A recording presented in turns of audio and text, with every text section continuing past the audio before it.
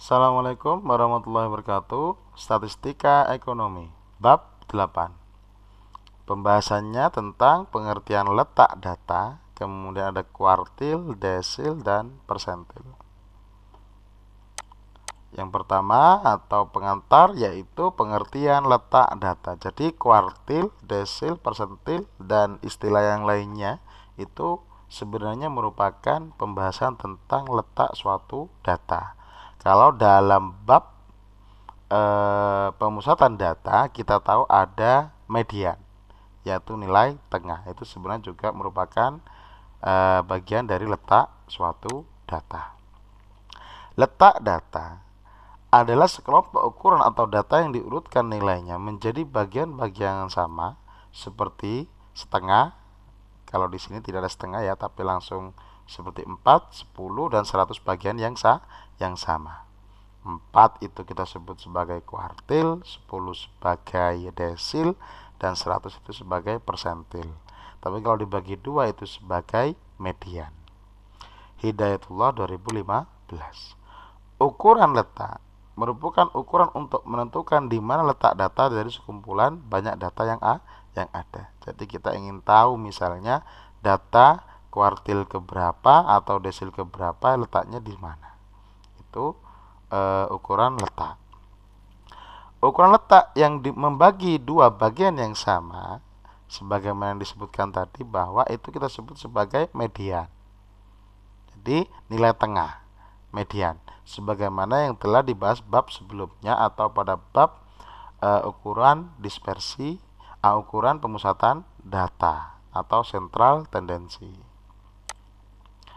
Sebelum menentukan ukuran letak data, hal yang paling utama, data itu jangan sampai tidak diurutkan. Diurutkan terlebih dahulu dari yang terendah hingga yang tertinggi. Jadi itu untuk pengertian letak data. Selanjutnya, sebagai ilustrasi biar kita punya gambaran seperti apa pengertian letak data dan pemahaman kita. Yang pertama di sini kita sudah pernah membahas tentang median atau nilai tengah. Jadi kalau data dibagi dua, 50%, 50%, ke kiri 50%, ke kanan 50%, maka nilai tengahnya itu adalah median. Kemudian kalau dibagi menjadi separuhnya lagi, yaitu 25%, 25%, 25%, 25%, maka nilai-nilai ini di garisnya ini Q1, Q2, Q3 ini kita sebut sebagai kuartil. Kemudian misalnya kita bagi lagi, perkecil menjadi 10 bagian ya, 1, 2, 3, 4, 5, 6, 7, 8, 9, 10, 10%an semua, maka nilai di sininya, nilai letak-letaknya itu adalah kita sebut sebagai desil. Ada desil 1, 2, 3 hingga desil 9. Dan yang terakhir yaitu persentil. Jadi kalau di sini 10%, kalau kita bagi lagi lebih kecil lagi yaitu 1%, sehingga menjadi 100 bagian, maka nilai letak-letaknya itu adalah P1, P2, P3 dan seterusnya hingga P99. Kita sebut sebagai persentil. Jadi ini sebagai ilustrasi awal, gitu ya. Yang pertama adalah kuartil. Kuartil data tunggal. Kuartil adalah ukuran atau data yang diurutkan nilainya menjadi 4 bagian yang sama, seperti sebagaimana yang tadi sudah dibahas gambaran awal. Jadi kalau dibagi 2 itu median, kalau dibagi 4 itu adalah kuartil. Langkah awalnya tentu saja adalah mengurutkan data dari yang terendah hingga yang tertinggi, kemudian menandai menjadi 4 bagian, kemudian letak-letaknya itu kita notasikan sebagai Q1, Q2, dan Q3. Keterangan ya. Q1 itu adalah nilai yang membatasi 25% frekuensi di bagian kiri atau atas dan 75% di bagian kanan atau bawah. Ini kalau disederhanakan sebagaimana gambar yang di awal tadi. Atau nanti akan digambarkan lagi untuk masalah kuartil. Misal untuk rumus kuartil data tunggal ya, Nah, ini adalah gambaran yang awal tadi, Q1, Q2, Q3. Jadi dibagi dulu menjadi 4 bagian, maka nilai letak-letaknya ini adalah Q1, Q2, dan Q3. Rumusnya adalah QI, di mana I adalah indeks, misalnya Q1 atau Q2 atau Q3. Tergantung kita mau mencari nilai I-nya I keberapa. I dalam kurung N plus 1 dibagi 4. Itu adalah rumus untuk kuartil data tunggal. Contohnya misalnya kita punya data 12, 15, 19, 21, 14, 15, 20. Ini adalah data tunggal. Maka untuk menyelesaikannya kita urutkan terlebih dahulu dari 12, 14, dan seterusnya. Setelah itu baru kita hitung. Misalnya kita akan mencari Q1. Berarti nanti 1 dalam kurung N plus 1 tutup kurung per 4. Karena Q1 berarti I-nya adalah 1. N-nya adalah 7, yaitu 1, 2, 3, 4, 5, 6, 7. Banyaknya data ya N. Ditambah 1 tutup kurung dibagi 4. Sehingga kalau dibagi hasilnya 8/4 sama dengan 2. Maka Q1 itu terletak pada data kedua, yaitu 14. Jadi kalau kita hitung data pertama, data kedua. Untuk menghitung data letaknya itu, data kedua atau ketiganya, itu harus data yang sudah diurutkan. Sehingga data kedua di sini bukan yang di atas di sini, tapi yang sudah diurutkan. Data pertama, kemudian data kedua, yaitu 14. Cara yang sama untuk Q2, maka I-nya berarti tinggal 2 saja, berarti 7 ditambah 1, 8, dikalikan 2, 16 per 4, yaitu 4 hasilnya. Maka Q2-nya terletak pada data keempat, yaitu 1, 2, 3, 4, berarti 15. Kemudian untuk Q3-nya sama dengan cara yang sama, tinggal substitusikan saja di sini 3, I-nya 3 dalam kurung 7 plus 1 berarti 8 kalikan 3 24 per 4 sama dengan 6. Berarti Q3 terletak pada data ke-6 yaitu 20. 1, 2, 3, 4, 5, 6. Berarti ini adalah Q1, ini adalah Q2, ini adalah Q3.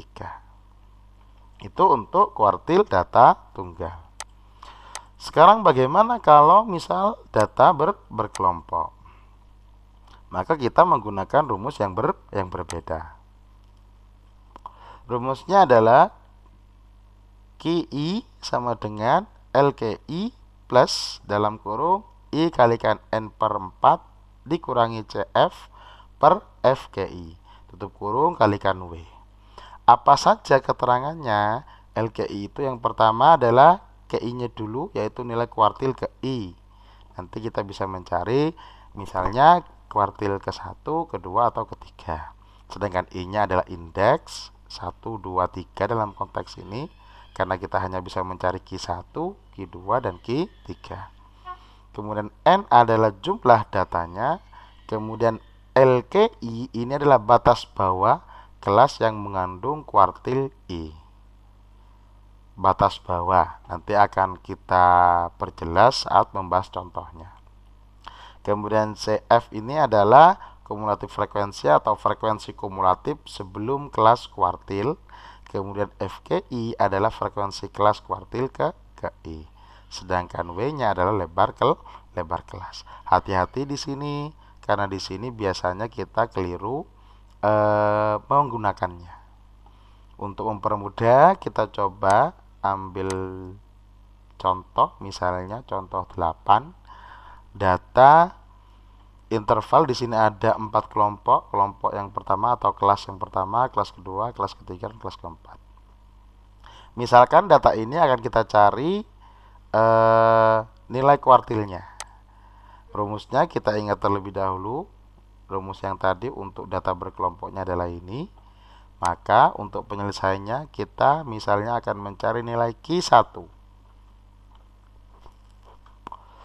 Berdasarkan data ini kita tahu bahwa N-nya yaitu 24, total frekuensinya yaitu 24. Kemudian W-nya sama dengan 9. Ini sudah pernah dibahas kenapa kok W sama dengan 9 di bab sebelumnya, yaitu dengan cara menghitung lebar kelas. W itu adalah lebar kelasnya. Dari 58 sampai 66 atau kita pilih 67 sampai 75. Kalau kita berhitung dengan jari 58, 59, 60, 61, 62, 63, 64, 65, 66, maka nanti pas 9. Jangan, sekali lagi jangan langsung dikurangi untuk mencari W. Sehingga kita tahu N-nya 24 dan W-nya adalah 9. Kalau langsung dikurangi 66 kurangi 58 nanti hasilnya adalah 8, nanti keliru.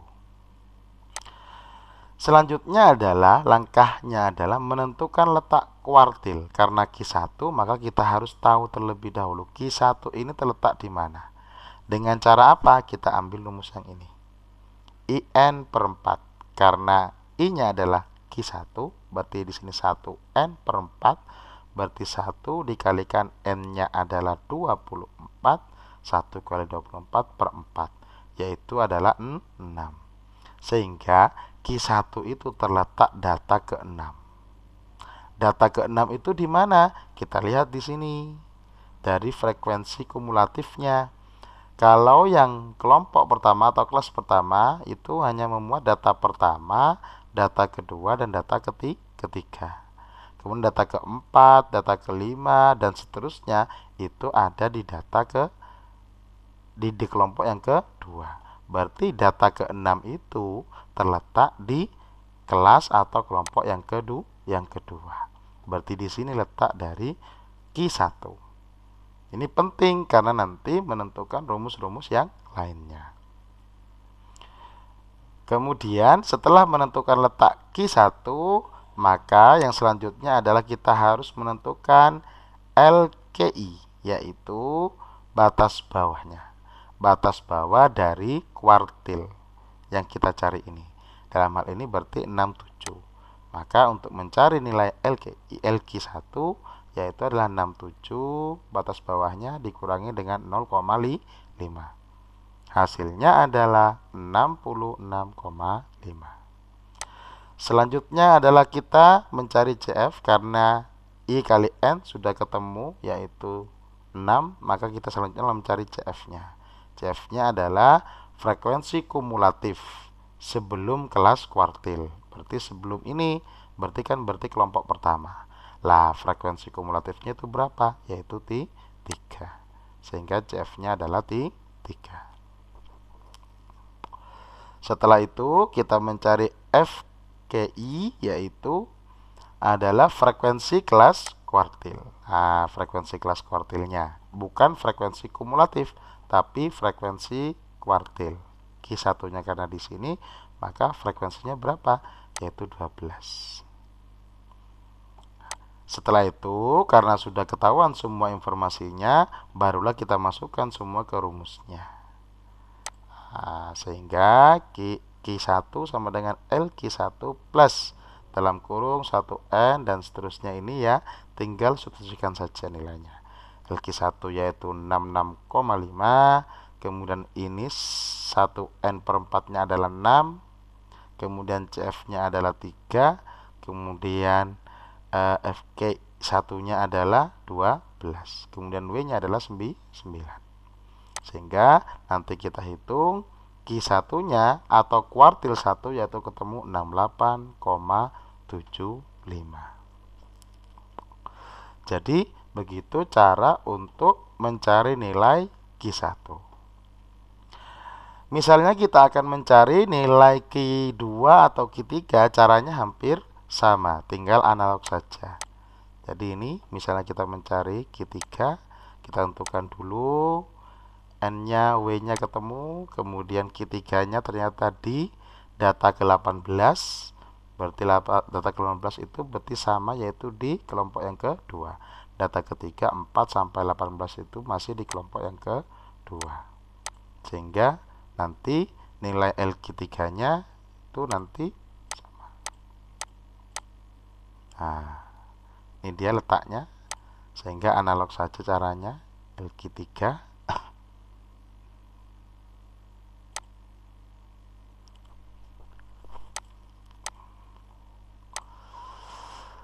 Selanjutnya adalah desil.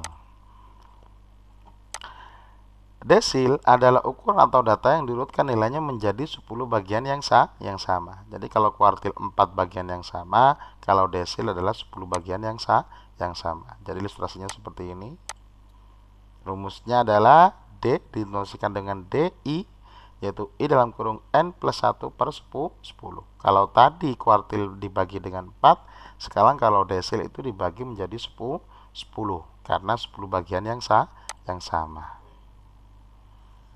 Untuk keterangannya hampir sama. N itu adalah jumlah data, I itu adalah indeks, sedangkan D itu adalah desil, nilai desilnya atau letak desilnya. Contoh misalnya kita punya data seperti ini. Kemudian tentu saja penyelesaiannya adalah kita urutkan datanya. Setelah diurutkan barulah langsung kita cari D1. D1 sesuai dengan rumusnya yaitu 1 kurung total datanya, N-nya itu adalah 19. Kita coba hitung 1, 2, 3, 4, 5, 6, 7, 8, 9, 10, 11, 12, 13, 14, 15, 16, 17, 18, 19. Ya, berarti ini adalah N-nya 19 ditambah 1 yaitu 20 per 10. 10 itu adalah pembagi dari rumus desilnya. Sehingga ketemu yaitu 2. Berarti D1 terletak pada data kedua. Setelah data diurutkan, berarti data pertama, data kedua. Sekali lagi jangan menggunakan data yang ini lagi. Pakai data yang sudah diurutkan. Berarti 10. Itu D1-nya. Kemudian misal kita mencari D6, nanti ketemu yaitu adalah 12 dengan cara yang sama ya.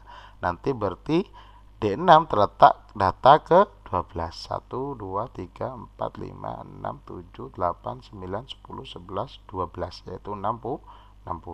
Kemudian misal kita cari D9, nanti ketemu 18 berarti terletak data ke 18, berarti yang ini yaitu 90. Jadi begitu cara untuk mencari nilai desil data tunggal. Sekarang bagaimana kalau mencari nilai desil data berkelompok? Kita menggunakan data yang sama untuk percontohannya, namun untuk rumus desilnya yaitu DI ya sama dengan LDI tutup kurung IN per 10. Kalau di kuartil tadi dibagi 4, kemudian dikurangkan dengan CF, kemudian FDI kalikan W. Ini hampir sama rumusnya dengan kuartil, hanya saja pembaginya di sini adalah 10, kemudian di sini bedanya kalau kuartil pakai Q, di sini pakai D. Keterangannya hampir sama. Jadi nilai desil, kemudian I adalah indeks, N adalah jumlah data, W adalah lebar kelas, LDI adalah batas bawah kelas desil. Jadi kita harus menentukan terlebih dahulu desilnya di kelompok yang keberapa atau di kelas keberapa. Kemudian kumulatif frekuensinya yaitu frekuensi kumulatif sebelum kelas desil, kemudian FDI frekuensi kelas desil. Hampir sama dengan kuartil cara ini, hanya saja beda rumus dan notasinya saja.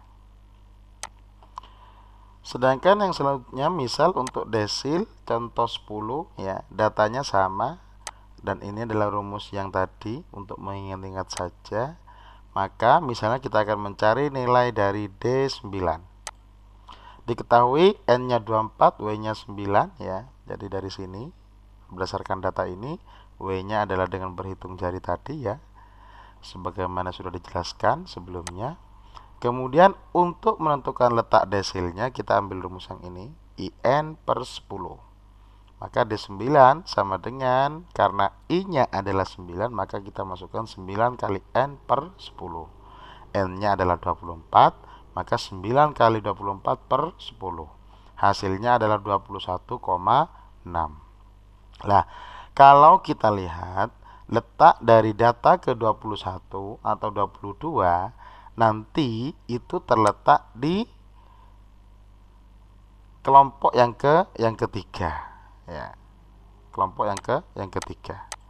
Jadi misalnya saya tandai dulu ini. Nah, ini adalah letak dari 21.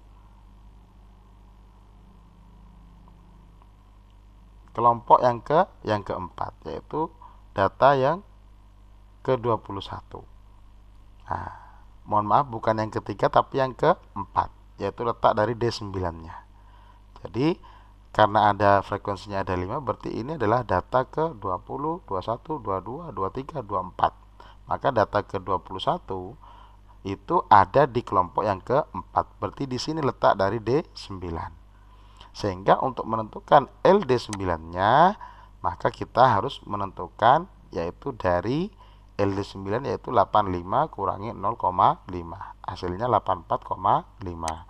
Kemudian untuk CF-nya frekuensi kumulatif sebelum kelas D9 atau sebelum kelas desil yaitu 19.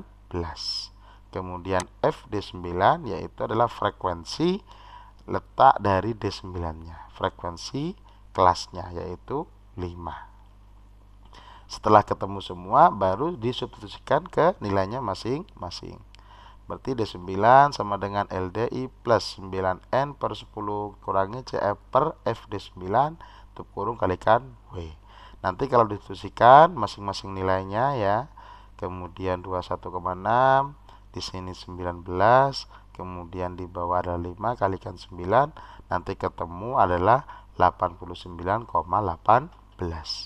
Berarti D9-nya itu adalah 89,18.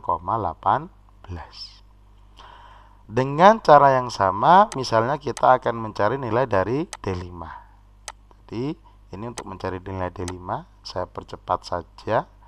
Jadi, caranya sama, hanya saja di sini letaknya D5 itu di data yang ke-12, berarti di kelompok yang kedua. Nah, berarti letak D5 itu di kelompok yang kedua. Maka LD5-nya itu menggunakan 67. Dikurangi dengan 0,5. Kemudian CF-nya adalah 3, kemudian FD5-nya adalah 12. Sehingga nanti tinggal substitusikan saja dan ketemu 73,25. Kita bisa mencari nilai D yang lainnya, D4, D8, D7 dan sebagainya. Caranya hampir sama. Itu untuk desil data berkelompok. Yang terakhir adalah persentil. Persentil itu adalah ukuran data yang diurutkan nilainya menjadi 100 bagian yang sama. Sebagaimana sudah dijelaskan di awal, rumusnya hampir sama kalau untuk data tunggal. Tinggal pembaginya saja yang dibagi 100. Misalnya contohnya ini ya. Kita urutkan terlebih dahulu data ini. Kemudian tinggal masukkan saja. Misal kita cari P10, maka nanti 10 yang ngikutin rumusnya saja, kemudian 19 ditambah 1 dibagi 100. Berarti 200 dibagi 100 yaitu 2. Berarti P10 itu terletak pada data kedua yaitu 10. Kemudian misalnya P56 nanti ketemunya adalah 11,2. Terletak antara data ke-11 dan ke-12.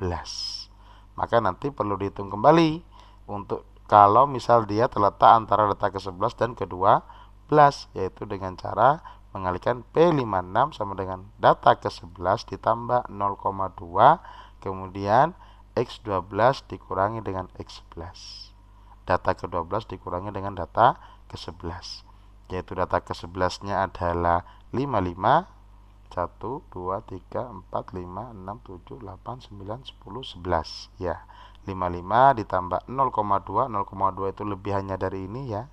Kemudian data ke-12 60 dikurangkan dengan 5. Hasilnya nanti ketemu adalah 56.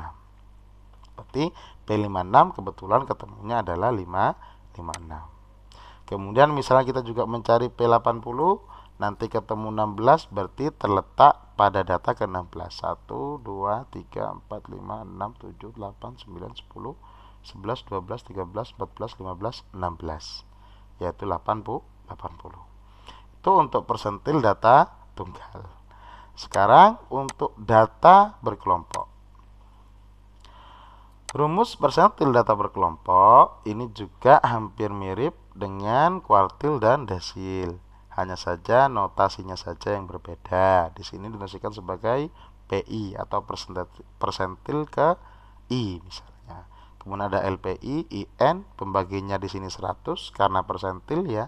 Kalau desil itu 10, dibagi dengan 10, kalau kuartil dibagi dengan 4. Kemudian di sini sama CF FPI kalikan W. Jadi hampir mirip. Hanya yang berbeda adalah ininya 100, kemudian konsepnya saja yaitu LPI dan FPI-nya.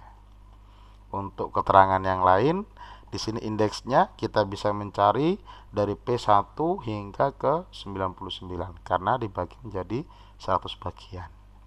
N jumlah data, W lebar kelas, LPI batas bawah kelas persentil, dan seterusnya hampir sama.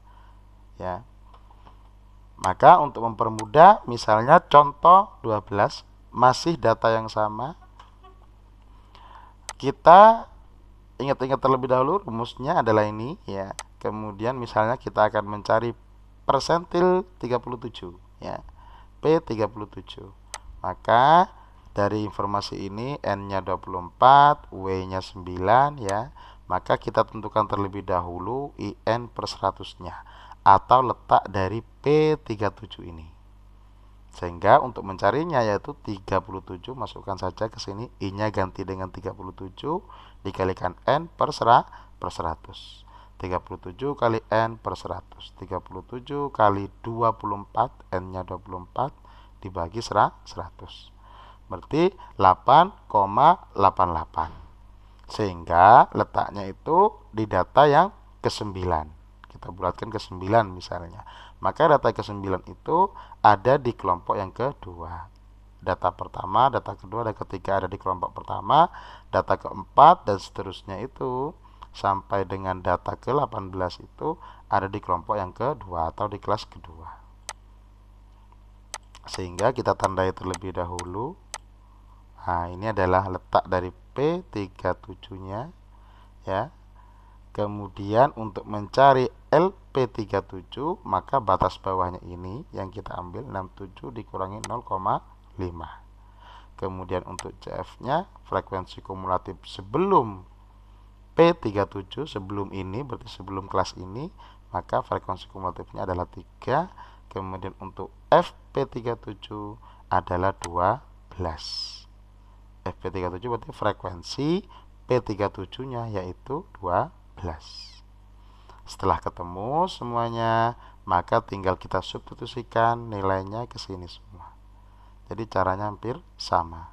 Hanya saja yang membedakan adalah pembaginya saja per 100. Nanti P37 kalau kita hitung nanti ketemu adalah 66,99. Atau contoh yang lain misalnya ada P95. Nah, di sini P95 95 kali 24 untuk menentukan P95-nya nanti terletak di kelas keempat karena ketemunya adalah 22,8, berarti anggap saja 23. Data kode 23 itu ada di sini. Nah, dan ini adalah letak P95. Maka yang lainnya tinggal ikutin. Nah, P95 kemudian F-nya ya yaitu 19, kemudian FP95 yaitu 5, dan setelah itu tinggal disubstitusikan ke rumusnya. Nanti ketemu untuk P95 adalah 91,34. Saya kira itu untuk mencari persentil dari data berkelompok. Jadi dari tadi kita sudah membahas yang pertama adalah letak suatu data pengertiannya, kemudian A adalah kuartil, B adalah desil, dan C adalah persentil. Saya kira cukup sekian, saya akhiri, kurang lebihnya mohon maaf. Wassalamualaikum warahmatullahi wabarakatuh.